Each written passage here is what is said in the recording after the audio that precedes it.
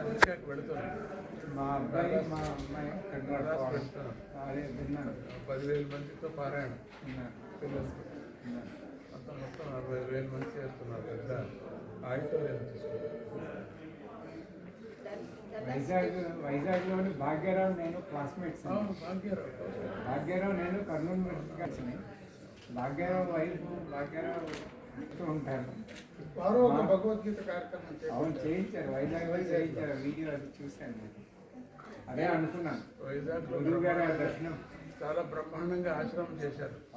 వైజాగ్ చూశాను, వీడియో చూశానండి, చాలా బాగుంది.